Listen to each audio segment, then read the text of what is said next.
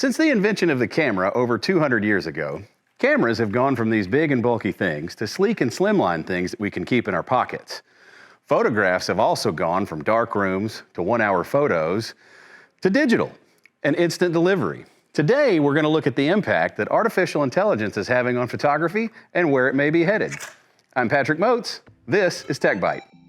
Tech-byte, sponsored by Epico's Comics, Cards, and Games. Today I'm going to be joined by two very special guests that also happen to be world-renowned photographers. Nino Batista joins us from Houston, Texas, and Renee Robin joins us all the way from Canada. Both of them are going to provide a unique perspective on photography, artificial intelligence, and where we might be headed. I'm not being naive, but I will say this.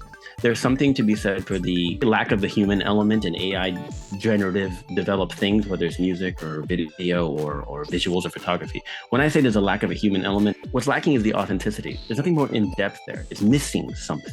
The actual art, in my opinion, that matters will not be replaced per se because there's no intent, and intent is human.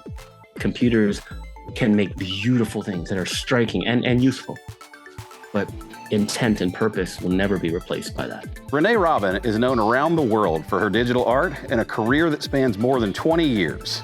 My perspective on it is that I'm firmly in the middle. I have one foot that's like absolutely terrified of what's coming to us, and the other foot is really, really excited about what's coming. The biggest way to combat that is education, to understand and to teach people how do we spot AI. How do we train other AI models to spot when AI is being used. You remember like early CGI and when people couldn't really figure out what was real and what wasn't.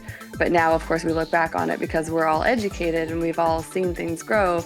CGI, especially the early stuff, is very, very obvious. Both of my friends had positives and negatives to say. Photography was once even accused of killing artwork because if people could take their own photos, they wouldn't need to buy paintings. But Andy Warhol made a fortune in the 60s and 70s selling his unique artwork. This is a type of technology that has the impact changed the world in the same way that the invention of the smartphone did. We didn't know that with the creation of the smartphone, companies like Uber were going to exist. And so I think that with this technology, we just have this shiny new device and everyone's going like, whoa, this is so cool. But the actual application and how this is really going to change the world is probably not for another 2 to 5 years, and it might even be faster than that. While AI is not necessarily new, it's definitely here and definitely more prevalent. I think with every new technology, the most important first step is always going to be education. Hey, if you have something that you'd like to see here on tech-byte, shoot us an email. Make sure to join us next week because we have a new device that's going to help you get more out of your work week. I'm Patrick Moats. That's this week's tech-byte. Tech-byte, sponsored by Epico's Comics, Cards, and Games.